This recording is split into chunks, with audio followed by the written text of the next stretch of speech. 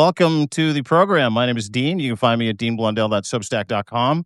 And please welcome to the show a gentleman I met a couple of weeks ago. I've been an admirer of his, not just his Valor Media Network, not just his Midas Touch podcast, not just his advocacy, his work with nonprofits, his decade plus as a combat veteran for the United States Navy. He's an aviator. But I also respect this man because he spent time in Canada. Please welcome to the program from the Ken Harbaugh Show, Mr. Ken Harbaugh. How are you, buddy? I'm good. We're coming off our tryptophan. That's the turkey meat sweats. we had a lot. But so you might need to be the lively one on this conversation, but it's great to be here. Thanks for having me. Yeah, dude, great to have you. How was Thanksgiving? Was it good? And did you pass out with your hand down your pants at around like 10 o'clock last night? We had kids around the table, so we were on our best behavior, but they just left, so you and I can get down to it. All right. Well, I appreciate you doing this. Thanks, Ken.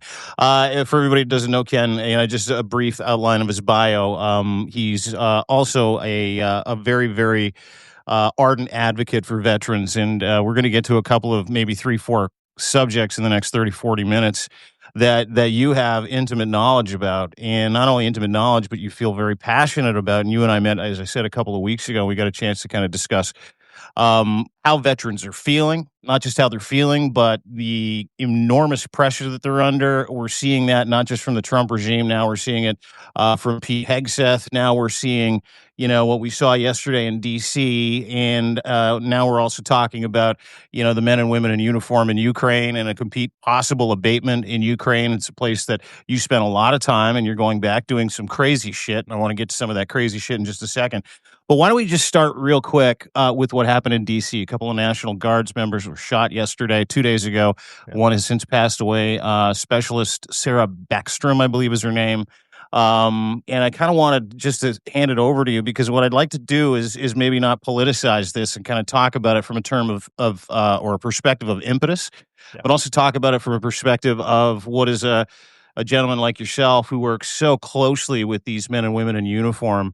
How do you feel about what happened yesterday? Obviously, other than it just being completely tragic. Yeah, it is completely tragic and completely unnecessary. I know we're going to leave the politics out, so let's set that aside for a minute. An absolute tragedy, and anyone who's worn the uniform takes something like this personally. It's impossible not to, because those young guardsmen who signed up to protect us all. And the National Guard, we have to remember, is in the U.S., it's taken from the community, right? Mm-hmm. They are our brothers, our sisters. They're the next door neighbor. They're your dentist. They're your baker. I mean, that's how the National Guard is composed. It is drawn from the community and it is sent to communities to help them in times of need. The National Guard traditionally is deployed during floods and during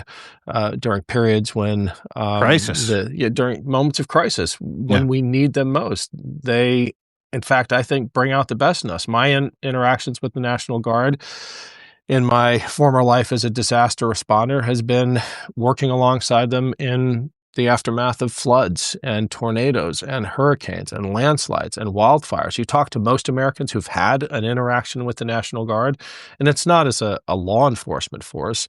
It's as a disaster responder. It's helping hand out food during the aftermath of the wildfires that devastated Palisades or Paradise, California. It was in making sure that as many Americans who wanted the COVID shot could get them. I mean, that was the National Guard who rolled that out, who provided the logistics and what little security was required for that. That's what the National Guard is there for. And when those young men and women sign up, that's what they think they're going to be doing. They're going to be helping their neighbors. Mm-hmm. Mm. Yeah. And again, not politicizing it, it's for people up here in Canada, but 25% of our audience is Canadian. We don't really have a National Guard at all. We just send the Army, the military in to help do what the National Guard in the United States do. But these are paid people. What you're talking about, the National Guard, as you point out, This is the deacon from your church. This is your gardener. This is, your doctor, your dentist. These are everyday people that feel a duty to protect and help the citizens in the United States. And, again, not politicizing it, highly, contentious idea that Donald Trump has employed the National Guard in any city for any fucking reason whatsoever. Yeah. So, I want your thoughts on that because, have we not been going through this operation that Donald Trump is these poor men and women wouldn't be there. Yeah. All right. Well, it's going to get political now because it has to, because the decision to deploy the National Guard to Washington, D.C. and the other cities was not based on public safety. It was not based on any kind of immigration enforcement necessity. It was based on politics, pure and simple. And the most alarming element of the injection of politics into this is the strategy of the Trump administration to try to conflate the National Guard with ICE and CBP, Customs and Border Patrol. They want Americans to be confused.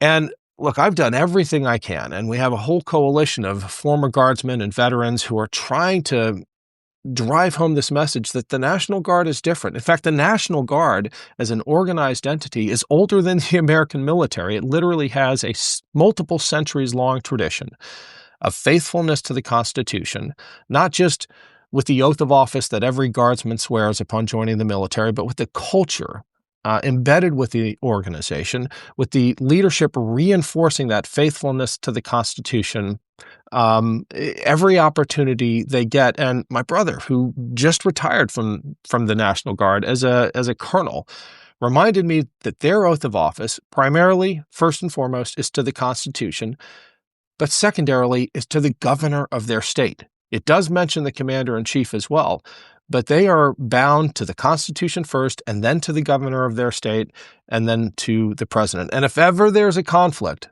the duty, the oath, is to the Constitution. And that is manifest inside the National Guard. And this is where the Trump regime wants us to be confused. They want us to confuse ICE, which looks the same because they're giving them these phony uniforms. I don't know why you need camo in downtown D.C. as an ICE agent, but they're giving them these uniforms. They're deploying them alongside the Guard. And in an interview I had with Senator Duckworth just last week, she described it this way. ICE is trying to steal the honor valor of the National Guard, the valor of these men and women in uniform, and wear it as a disguise, the same way they wear a mask. And it is stolen valor. And Senator Duckworth would know. I mean, she spent a career in the National Guard. That's who she flew with. That's who she was flying with when she was shot down in Iraq. And that bothers me most of all, that people are beginning to think that the National Guard, who is composed of these people who sign up to help, is the same as ICE.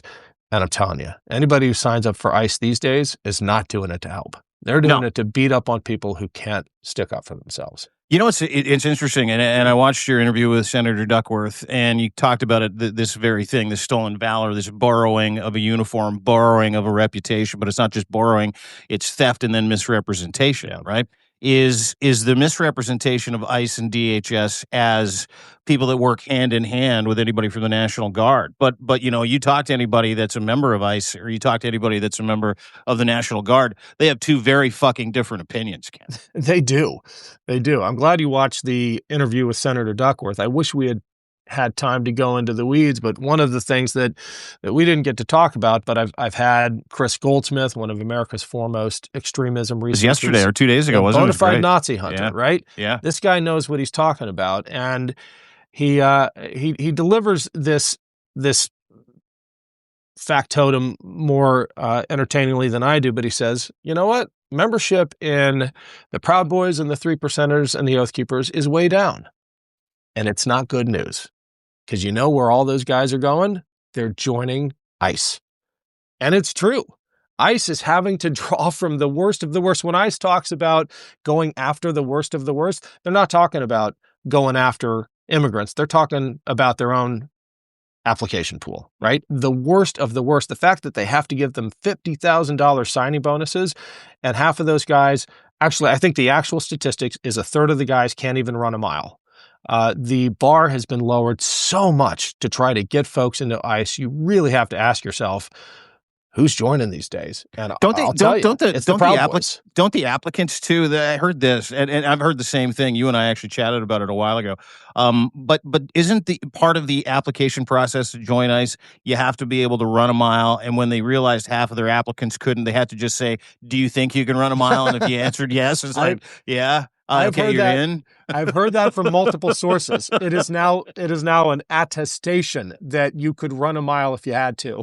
Which, I mean, look, we're laughing about it, but what do you think happens when you put guys who are that incapable and that insecure, when you put guns in their hands and say, go for it? Yeah. And no one's going to hold you accountable.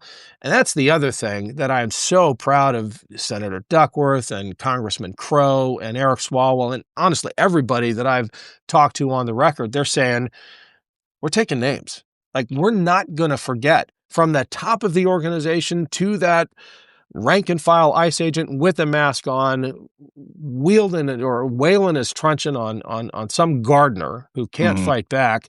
We're going to hold everyone accountable, because rule of law still matters in this country. That's point number one. Point number two is we have to start sending a signal to these guys who think they're immune that a reckoning is coming, that their day of justice will come. Yeah, it's wild. And the other thing that I read too was that they had, and Swalwell's been great, preserve records to get a fucking lawyer. I mean, Yeah. just keep repeating. I mean, those are two phrases that you need to start repeating to every single person that joined ICE, every single human being that's Lawyer involved up. in the Trump. Lawyer up, preserve your records. Don't delete shit, because it's coming for you. I love Swalwell and how he's continuing to pound away at that. But the other attestation that I thought was really funny, or the other part of the ICE recruitment process, which these are statistics that came from CBS and Axios, is that half of the applicants failed the open book portion of the book. I heard that too. Yeah. And I mean, again, it just goes to show you're dealing with people that are out of options, angry, dumb. If you know anything about dumb people, and racist by and large, if you're a Proud Boy, Oath Keeper, a 3%er, you're just stupid because you're not progressive enough to understand the benefits of inclusivity. You're not, you're just a hateful dickhead. And because you're a hateful dickhead, you get angry and you do things to other people. You take out that anger about your own shortcomings on others, which is why we're seeing some of the videos that we're seeing. Yeah. Right? I mean, it kind of just stands to reason. They're just picking from a pool of really dumb, stupid racists. It's kind of the bottom line. Look, their incompetence doesn't make them any less dangerous. I would argue it makes them more dangerous. Think about a militarized police force with a budget bigger than the United States Marine Corps, full of Kyle Rittenhouses. That's what we're building. That's what we're building. And if you think it's going to turn into anything other than a regime protection force for Donald Trump going into the 2026 election and beyond 2028, wake up. That's what they're building. Well, we can see it. And everything he's doing is to try and bend that curve around himself to protect himself. Same thing with how he's treating the men and women in uniform, not just abusing the privilege of the National Guard and militarizing them, now threatening to send, the military, the Navy, different people in to go and take care of American citizens, to shoot illegals. So, yesterday, after this whole thing happened a couple of days ago with the shooter in D.C., put out a tweet yesterday, basically said he's going to stop, having anybody from a third world country, which was whatever the fuck that was, come into the United States of America, which was really, I felt, a call to arms and sort of like a nudge and a wink to the people that he has working for him on part of the ICE Gestapo to say, hey, it's time to get the let out. It's time to start going after absolutely anyone and everybody, no matter if they're here illegally or if they're a criminal. We'll get to some facts around the shooter in D.C. in a second, but I wanted your thoughts on that, because that was maybe the craziest dog whistle out of Dementia Dawn I've seen yet. Well, if you think the violence is going to stop with those who are here undocumented, wake up. I feel like I'm going to be saying that a lot over the next year and a half, because if you look at the slippery slope we're on when it comes to designation of terrorist organizations, you see the outcome of designating narco-terrorists as as legitimate combatants, right? We're blowing boats out of the water in the Caribbean and now the Eastern Pacific, calling them the most dangerous terrorists that America is facing right now, which is, I mean, it's easy to put the lie to that notion when you just consider the fact that when we've had survivors from those attacks, we haven't treated them like the worst terrorists America has encountered. We've let them go. We know the administration is lying. They're not dealing with terrorists, but by calling them terrorists, they're able to execute them without due process, without a trial, without providing any kind of evidence to the American people, much less Congress. On the other hand, they're naming Antifa as a terrorist organization with really no significant distinctions between, the narco-terrorist designation and what they're able to do with that, and now this designation of Antifa. If you think that's not a power play to intimidate critics of the administration, wake up, right?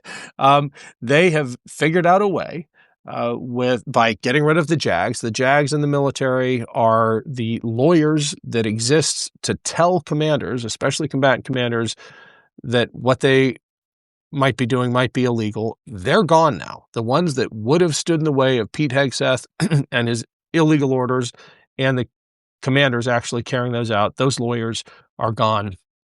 They figured out how to kill terrorists without due process by just saying they're terrorists, and now they're working towards a terrorist designation, an official terrorist designation of political opponents inside the country.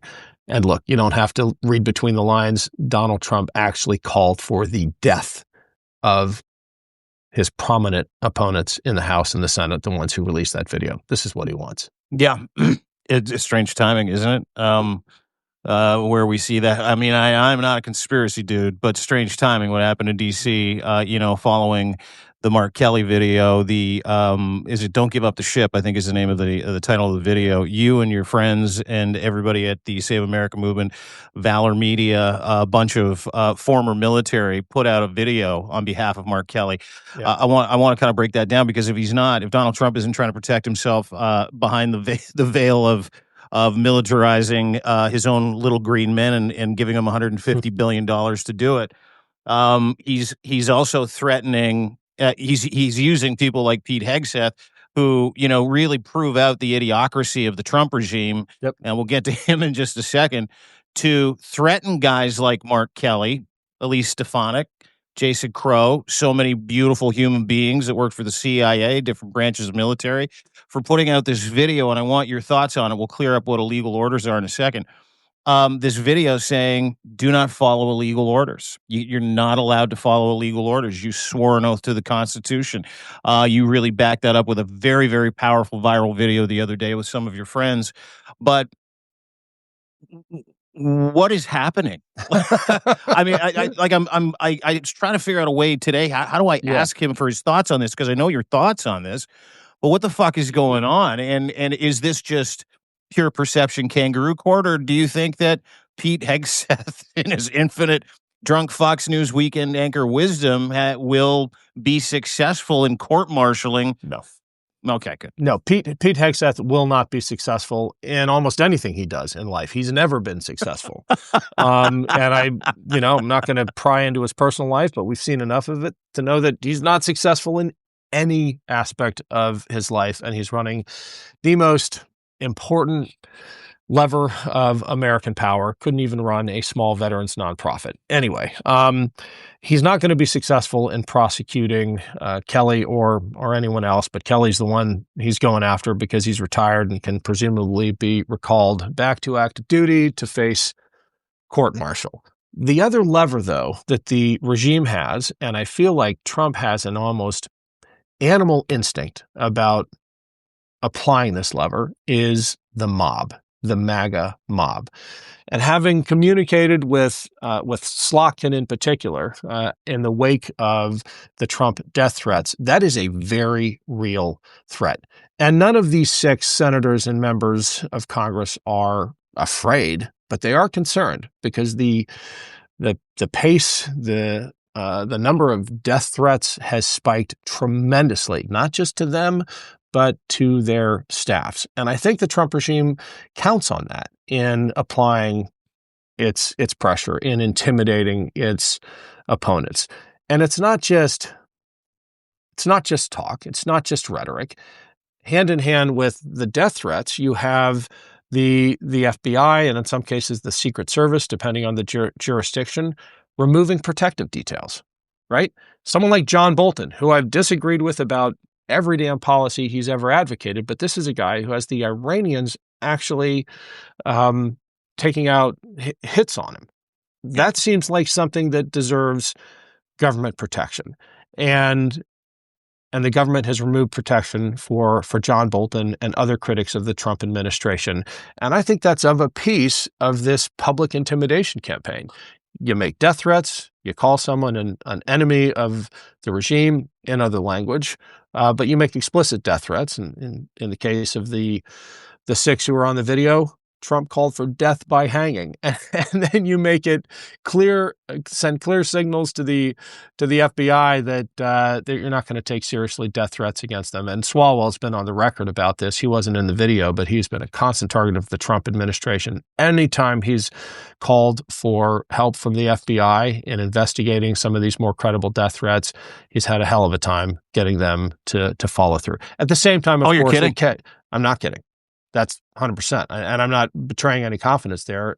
So not only is Trump leveraging threats and encouraging the mob to threaten, these men and women in uniform that serve their country with distinction, he's also doing it to other politicians. And then on the back end, he's telling people that are supposed to keep these people safe, leave them alone, let them stew. Is that? Yeah. At the same time, Kash Patel is assigning entire FBI SWAT teams to protect his girlfriend, right? But she sings at fake wrestling shows, dude. So that's what we're dealing with. I'm trying to answer your question here. It is bizarro world, and as incompetent as Pete Hegseth might be, and as hopeless as this case against Kelly will turn out to be, the threats are very real. Because they've caught fire in the MAGA extremist movement, and these 6 are going to have to be looking over their shoulders for a while. It's really alarming. But one more thing I want to say about our video and Senator Kelly, because we were really coming to Senator Kelly's defense. He was the main target of Trump's ire, and also the explicit target of Hegseth's Department of Defense and the threat to recall him and court-martial him. I have to correct people when they say we're coming to Senator Kelly's defense, because this guy doesn't need anyone defending him, right? He flew 39 combat missions, survived enemy fire, literally sat on top of a rocket. We see this more like we're joining up with him, like a wingman joins the lead pilot in an attack formation, and we're just pulling in alongside Senator Kelly and saying, we've got your 6, we're here for you, you did the right thing, and we're not going to let these a-holes attack you for it. That's how we see this rallying of veteran voices around Senator Kelly. It makes me very happy to hear, and obviously you've connected with Senator Kelly, and everybody knows anything about Senator Kelly. Not only is he a decorated veteran, he's also a fucking astronaut, and he's a senator. Yeah.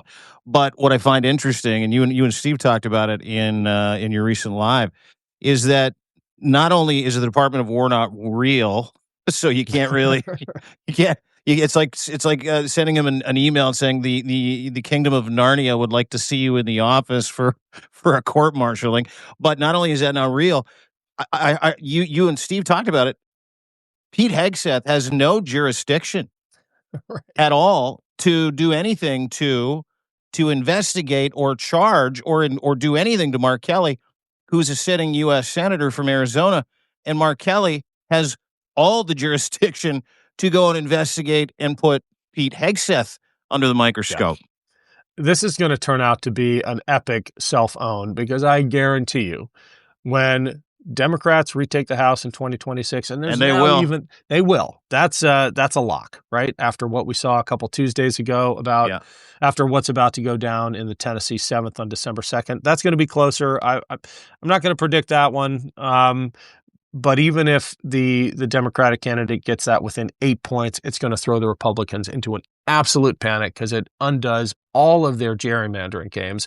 Anyway, the House is going to flip. The Senate, we got a chance there. But either way, there are going to be investigations, right? Yeah. There are going to be investigations of Pete Hegseth and his fellow Trump henchmen.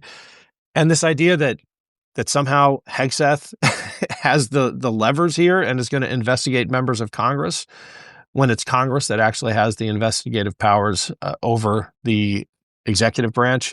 I think Hegseth is going to be in for a really rude awakening. And look, that's what you get when you staff your administration with incompetence. Oh my God. It's funny because everything was really summed up, like the effort to, court-martial Mark Kelly, the criticism, calling it seditious, treasonous, punishable by death. Those people should be hung.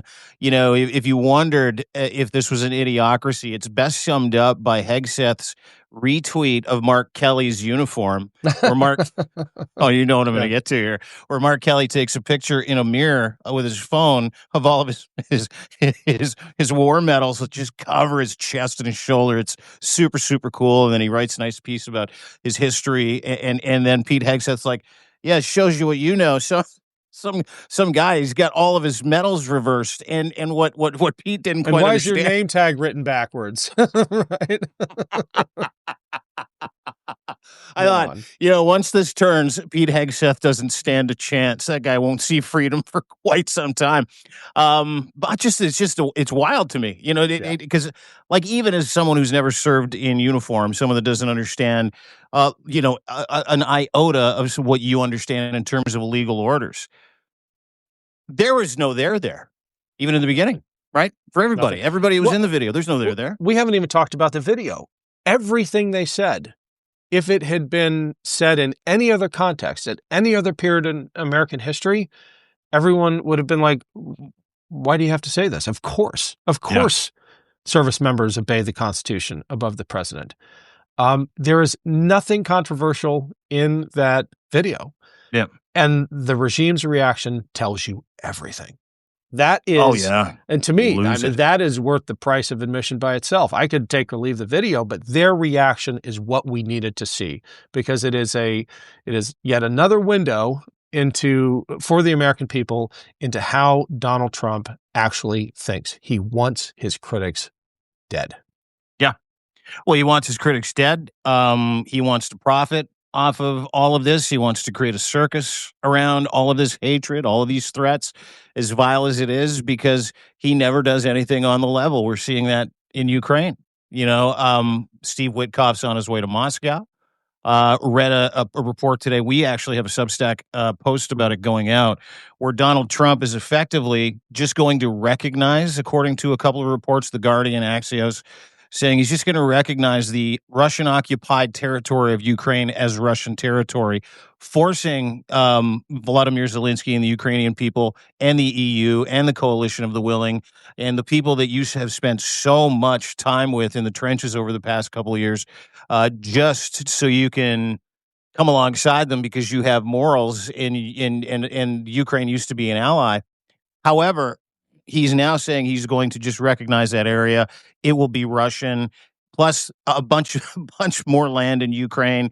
Plus, you're going to cap everything, and this is going to get done at the end of next week. I wanted your thoughts on that. Then I wanted your thoughts on that, but also from the Ukrainian people. You're still in touch with so many of them. Yeah. I know you're going back again very soon, but how do you feel about what's going on in regards to Witkoff, Trump, Witkoff working with Trump and Putin, probably Putin more so than Trump, and then, of course, this forced peace deal, which really isn't a peace deal, as they literally have Russia on the fucking brink? Look, Witkoff is definitely working more with Putin, I would argue, for Putin than he is working for Trump. That 28-point surrender plan that was delivered as a peace plan, written in Russian. Yeah. And I was with a bunch of Ukrainians in Canada last weekend talking about this as it was, as the story was coming out, and they could see it clear as day just in the language and how badly it was translated into English. They're like, oh my God, this was first in Russian and translated into English by a non-native speaker. And now it's coming out that, in fact, it was, right? There is that leaked phone call between Witkoff and his counterpart. I think Bloomberg broke that story. Thank God for them.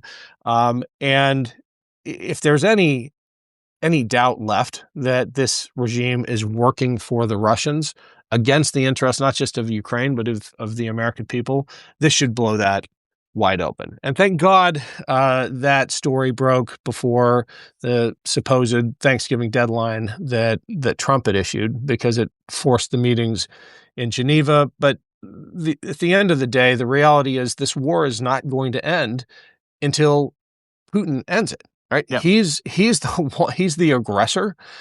He's the one with the manpower advantage. And until he is convinced that there's nothing left in it for him, that he is losing, he's going to keep fighting. And I mean, even with a peace treaty, he's going to keep fighting, because they cannot be trusted. Anytime during Putin's regime, reign, and I'm going back to his first term, anytime that a deal has been signed, he's found ways to break it. And the Ukrainians have often paid the price for that.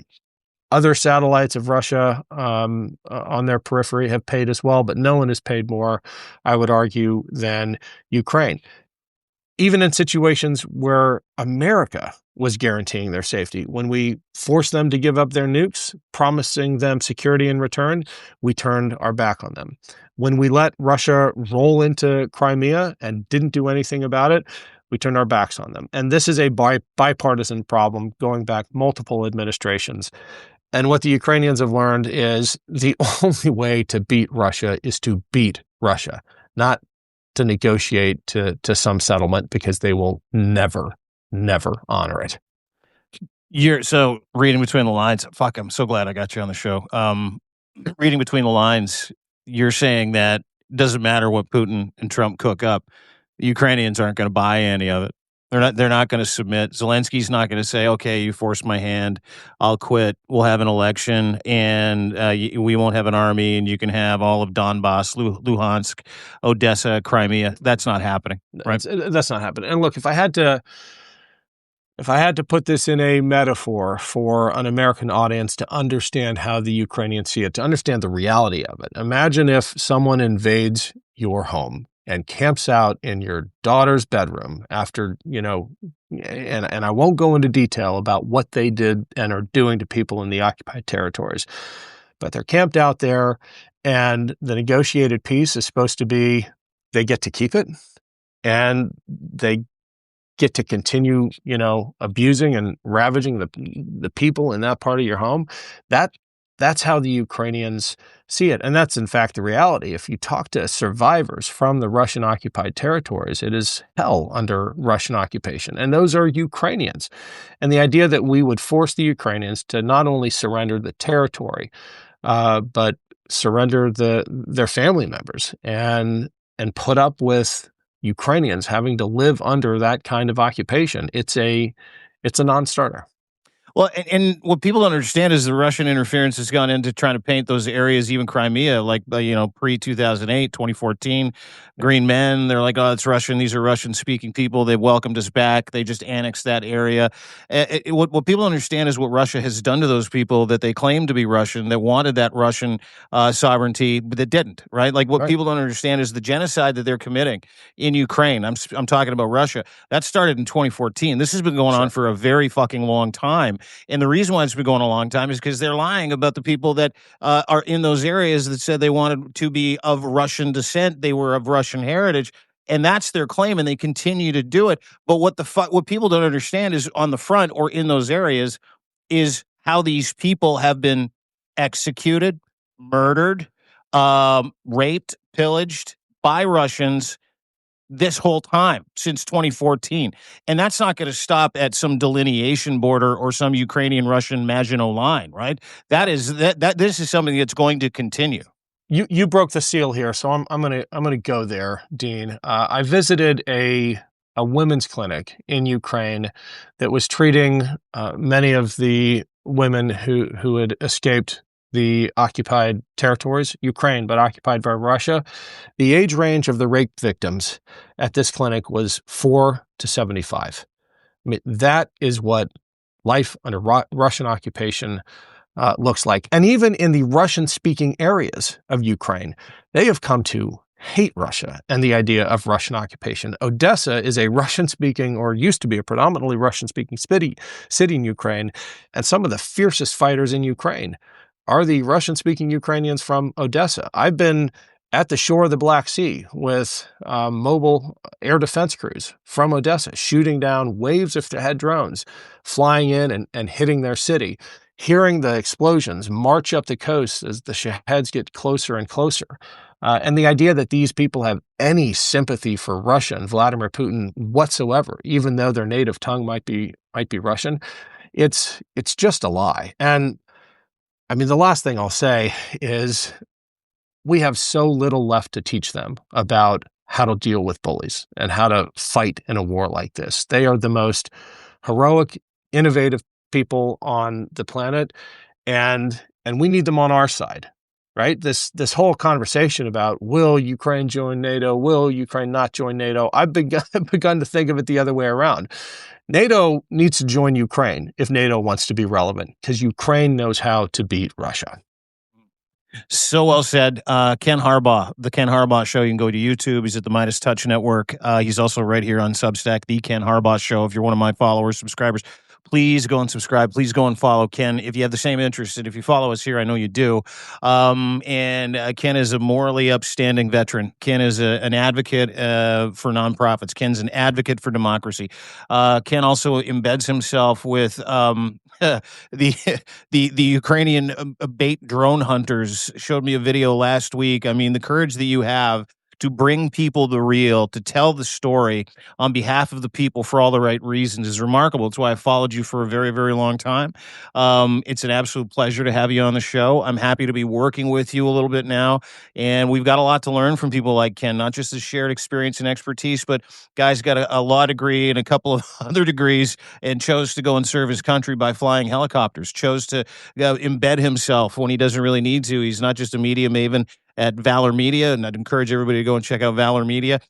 He puts his money and his time and his body and his life where it matters the most, and that's between, the things that we don't want to think are real or the things that we're being lied to, so that you can actually, and this is what I love about your work, Ken, so that people can actually see what's going on, not be told what's going on, not be assuaged into believing what's going on, to not be gaslit into what's going on. But you, of all people that I've seen do the work, and I know there's a lot of others out there, and like Callan Robertson at Robertson, I know he does a great job. You, of all people, have educated me and taught guys like me and other people around me about what it means to be courageous and the importance of being able to tell a human story when and where it matters most, no matter what. So I want to thank you for that and all the work that you do, Ken. Thanks, Dean. Let's do this again often. I had fun. Yeah, I'd love to, dude. You go and enjoy the rest of your turkey hangover, but appreciate you doing this, pal. Thanks so much. Thanks, Dean. Take care. There you go. Ken Harbaugh, ladies and gentlemen. What a dude. What an absolute stud. I mean, not the credentials that he has, but also the humility that a guy like Ken Harbaugh has. If you wondered what side of the equation you wanted to be on when it comes to who to believe in the fight against fascism, the fight for America's soul, people that put themselves in a ditch in Ukraine, in Kherson, with a bunch of studs presenting themselves to Russian FPV drones as bait, while other guys circle those drones and shoot it down. The humility of one Ken Harbaugh, the courage of one Ken Harbaugh and what he stands for, the values and the virtues of who he is, should pretty much make up your mind about who you're going to listen to, who you're going to believe. Ken is one of those rare individuals who has real accolades, not like Donald Trump's Thanksgiving accolades to himself. I've won 38 golf championships. No, you haven't. I did this, I did that. I'm popular. I'm the best. I'm the best president ever. Who's done none of those things. He's achieved nothing other than stealing and laundering money for the fucking Russian mob and being an asset of Vladimir Putin. Done nothing. All he does is talk about himself, self-aggrandizing, ego pumping. And then you meet a guy like Ken, who has done all of those things, continues to do all of those things with humility and honor and a smile on his face and no fear. Tell me who you're going to follow. Anybody that Ken follows, I'll follow. Might not agree with some of the things. We're all the same way. But from a perspective of the human spirit, humanity, what is good with the world, what we want to perpetrate, which is courage, wisdom, temperance, justice, empathy, love, kindness, truth, all the things that make us work, all the things that make us happy, all the things that bring us together. Ken embodies those things. Donald Trump embodies none of those things. Pete Hegseth embodies none of those things. J.D. Vance embodies none of those things. Ken Harbaugh does.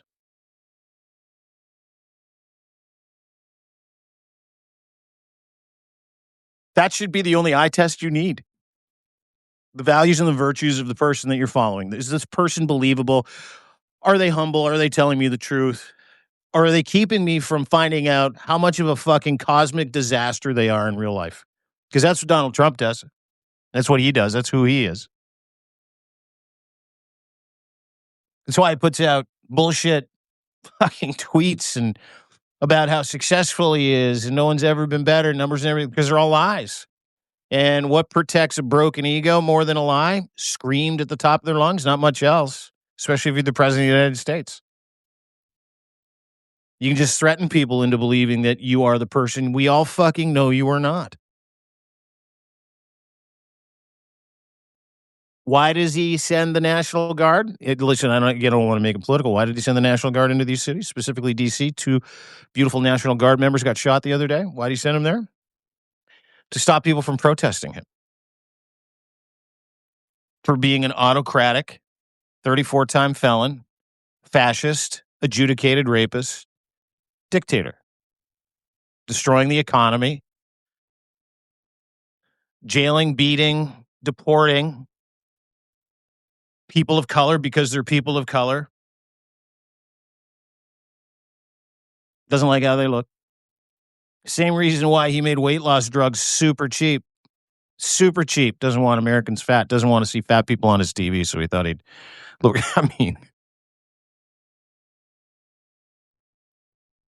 you're never going to find a weirder time in Western civilization's history. Sure, I know America floated with Nazism prior to World War II, filled up Madison Square Garden with a bunch of American Nazis. We're seeing the same thing, but they just managed to take over the United States of America, and they're known as the Trump regime.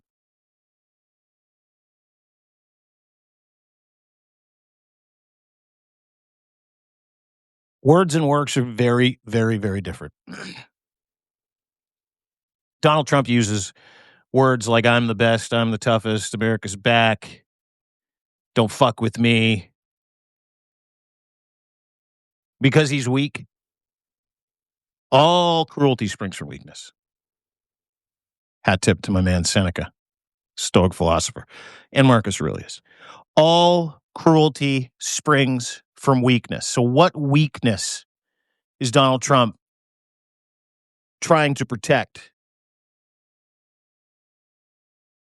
by beating the shit out of people of color across the United States, by deporting people, by taking away their basic fundamental human rights, habeas corpus rights, by sending the National Guard in, by creating a $150 billion fully funded Gestapo that is accountable to him? Why is that cruelty part of his strategy, and what is he protecting you from, if indeed Seneca the philosopher's factual statement is true, which it is, all cruelty springs from weakness. Donald Trump is trying to prevent you from finding out how much of a disgusting pervert he is, how much of a failure he is, how he tried to take over the United States government January 6th, 2020, his involvement in funding it around $3 million. How many women he assaulted and young people as part of the Epstein files, which is why he's trying to keep you away from that too. Legitimately. He's trying to keep you away from his dementia diagnosis. Not sure if you watched his Thanksgiving Day press conference from Mar-a-Lago, where he told another reporter to shut up and that she was stupid, another female reporter. Not sure if you saw him call a reporter Piggy. Quiet, Piggy. But Donald Trump and his regime are trying to protect you from the notion that he is very fucking unwell on top of it. On top of it. And you can't hide that anymore, sir. You can't hide that anymore. We know. Did some reading and I put out a tweet yesterday. Actually, I think I might have done it this morning. Days run together. Is it Friday? It's Friday. Put out a tweet the other day. Well, hell, I'll just read it to you. As someone who has a family member with dementia, and this family member, love her to death, won't tell you who she is, doesn't matter, is now completely unchained. All of her deepest, darkest thoughts, as racialized as they may be, are starting to come out, starting to call people names, get angry at everybody. And there's a phrase for it if you have a dementia diagnosis. It's called disinhibition. Disinhibition's this symptom of severe dementia. It's when you know someone's long gone, cooked. For lack of a better way to explain it. With Donald Trump, it's cooked. With everybody else who has dementia is a nice person. They're just, unfortunately, long gone. And disinhibition is what happens when you're at like stage 6. I don't know the stages of dementia, but I'm going to say stage 6 just because it's there. Like really, really bad. What have we seen from Donald Trump over the past 3-4 months, specifically over the past couple of weeks? Now that the stress is there, now he knows he's going to be out in the Epstein files. A new report literally just broke that the DOJ has been credibly accused of doctoring the Epstein files prior to putting out the Epstein files, which have to be out, I think, in like 18 days. Now, if you've got dementia and you're trying to hide some shit and you're unwell, nothing makes you angrier than being asked about it.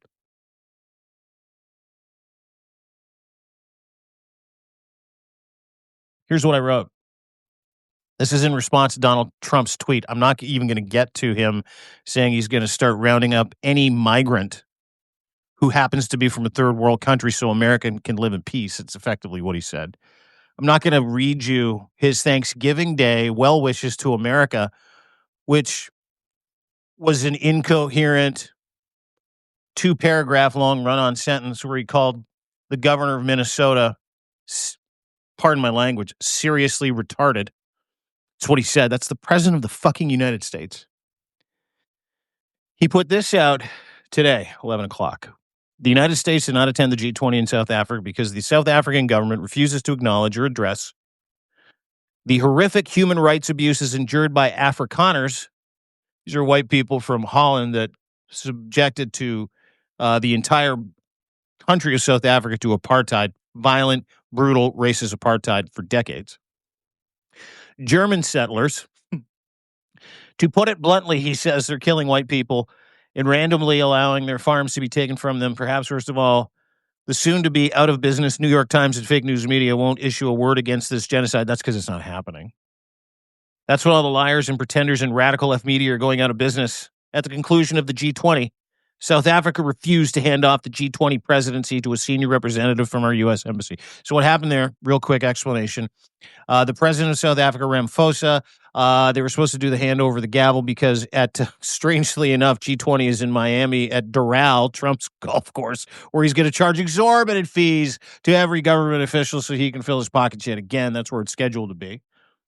They did not send an American envoy. They just sent some guy to hand over the gavel because Donald Trump literally hates black people, and he's a super racist dickhead. And he has embarrassed himself, and he's afraid of everybody at the G20 because he's embarrassed himself and because he knows everybody fucking hates his guts. So that's a quick little rundown.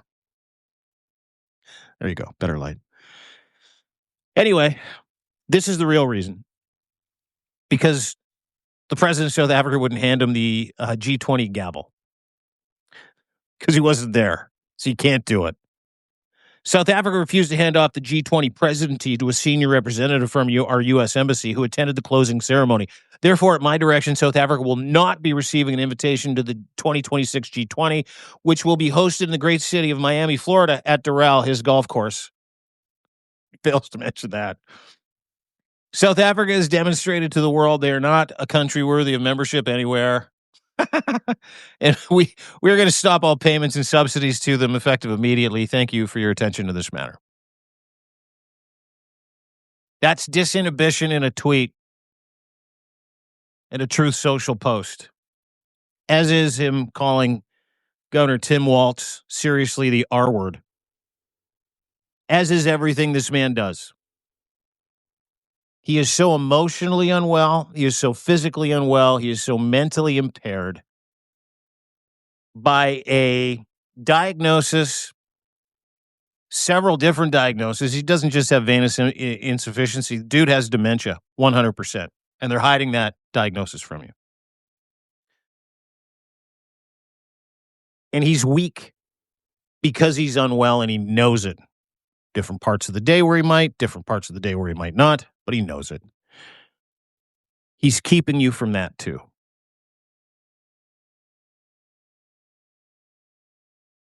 So remember that. All cruelty springs from weakness. Nothing makes someone weaker than a lie. Nothing makes someone weaker than them knowing the truth about their own shortcomings. And Donald Trump has no redeeming qualities whatsoever. Not one as a human being.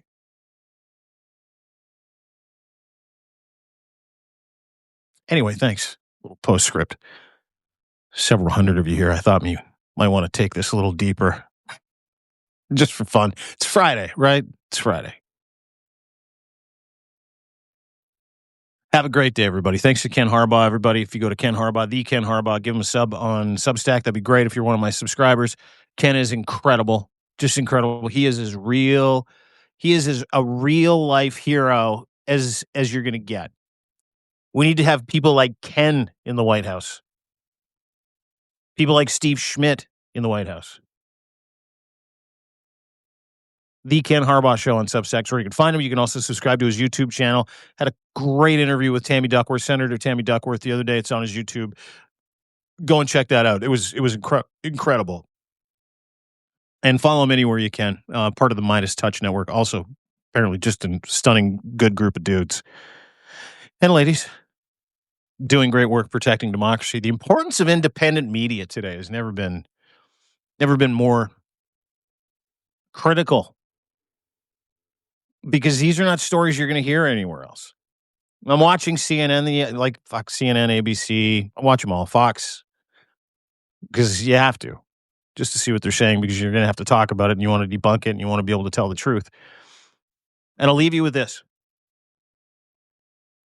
Donald Trump, Jeanine Pirro, Pete Nutsack are running around telling everybody that the shooter in D.C. was an unvetted migrant from Afghanistan who Joe Biden brought here illegally. This is the narrative they're running with. Joe Biden brought him here illegally. Didn't vet him. No vetting. Jeanine Pirro was running around fucking hungover as shit off box wine this morning. There. That's the problem with no vetting. Joe Biden, nobody vetted him. Donald Trump, people should kiss the ground that Donald Trump walks on.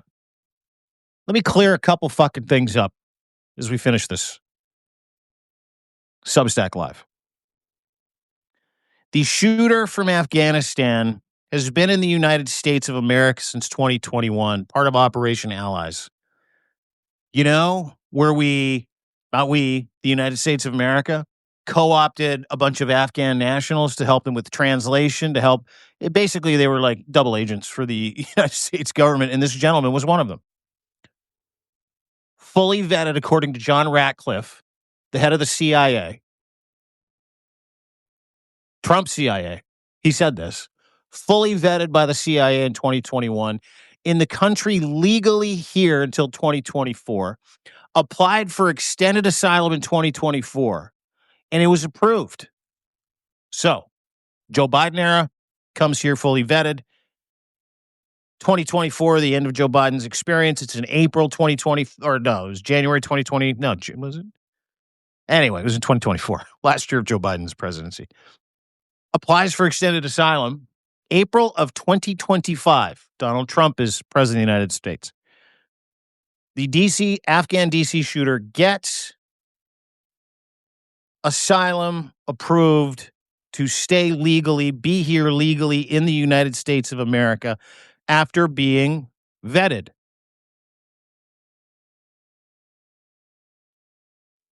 They're running around telling everybody, no, that's not true.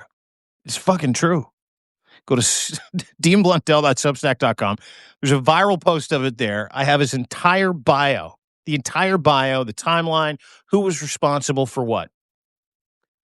He was let in 2021 by the Biden regime. We'll call him the administration because they were actually not a regime. We'll call him the Biden administration, fully vetted by the CIA and the U.S. military. U.S. military and CIA program to bring these poor people that the United States government used and abused and just left behind. Yeah, we'll bring some of them over here. That was Operation Allies. He was here for 4 years and got his recent extension approved by Donald Trump, vetted by the Trump regime. Now, the problem is when you fill your regime full of a bunch of morons who are not just underqualified, nuclearly underqualified for all of the positions that they occupy, you're probably not doing a great job vetting. But if you want to lay responsibility for the shooting at anybody's feet, it is Donald J. Trump. And I'm not talking about the culture war that he started. I'm not talking about the co-opting of the National Guard. I'm not talking about those things. I'm talking about it from a perspective of process, because he, Drunk Jeannie, Drunk Pete are out there going, Biden doesn't vet. Now what they're going to do with that is they're going to come after you. Yeah. They're coming after you. Put out a tweet this morning. I'm coming after everybody. Don't care where you're from. America needs to be peaceful. We don't want foreign-led violence from people from third world countries, and we're stopping all immigration. It's not ever fucking going to happen. And here's the fucking great part. Nobody knows the motivation of the shooter, except somehow Donald Trump does. All of his influencers somehow know. But they're not telling us what it is. They're just telling us that he's an illegal, violent. They all are. And let's kick the shit out of more migrants.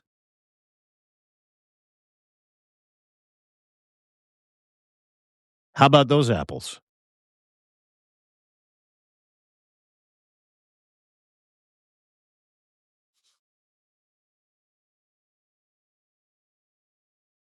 Never thought I'd see it.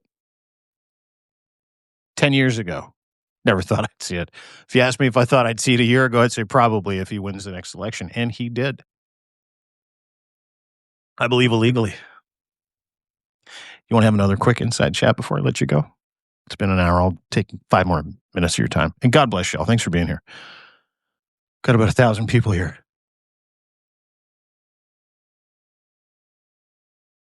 The other incredible part of this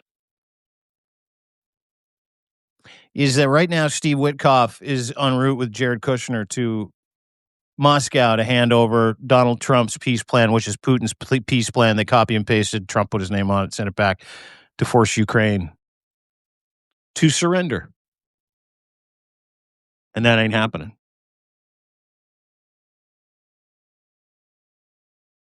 Because the other part of this is that the reality that Donald Trump wants you to believe is never based in fact.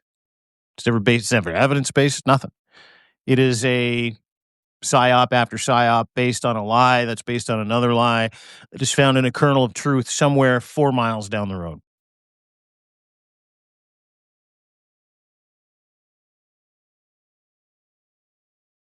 Come on, America.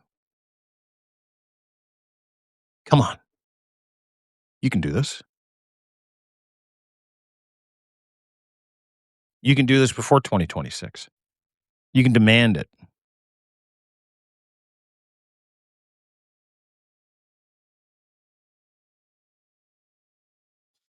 You're America. Of course you can. Thanks for watching. Thanks for listening. Thanks to Ken for joining us.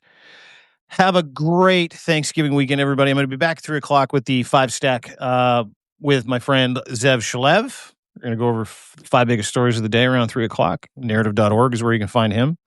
And then I'll be back on Saturday for Coffee and Tea with Lev and Dean. Lev Parnas, of course. We'll just have a conversation. We'll bring you onto the show just to let you know where I'll be over the next couple of days. And if you would like to co-host with us, if you'd like to be a Substack co-host, that's what Coffee and Tea with Lev and Dean is. We'll bring you on. Send me a DM if you got a question for Lev and Dean, Coffee and Tea with Lev and Dean. Make sure you send me a quick note on DM. If you're a paid sub, you can do that. Just DM me. Any question you have for Lev, any question you have for me. And if you want to co-host or you want to rant, you want to come on and ask a question, we're going to do that too. We do that every single Saturday. Can't wait to see you on Saturday as well. Have a great day, everybody. Come on, America. Canada's rooting for you. Oh, and don't forget, please, I always forget this part. If you can, subscribe, deanblundell.substack.com for your paid. Just share this content. Share it with as many people as you can. Free subscribers, paid subscribers. I love you all the same. And just a special, hat tip to all of my paid subs. Wouldn't be here without you. I am not here without you. You saved my life. And on a Thanksgiving weekend, and I mean that. Get into it another time. I put up a post about it on the weekend. On Thursday. Thanksgiving Thursday. The thing I am most thankful for on this American Thanksgiving is you. So I wish you all a very, very, very happy Thanksgiving. I hope you enjoy it with your family. I hope you have spirited conversations around the table. America's that country where you can literally be at each other's throat over politics and then pause and go, hey, kid, just pass the gravy. That's why I love America. That's why I love you. But thank you and happy Thanksgiving to every single one of you. Enjoy with your families. Have a great day. Don't forget to sub. This will be available for download a little later on. If you want to check it out, go to deanblundell.substack.com. Thanks, everybody. Have a great day. We'll see you at 3 o'clock. Bye.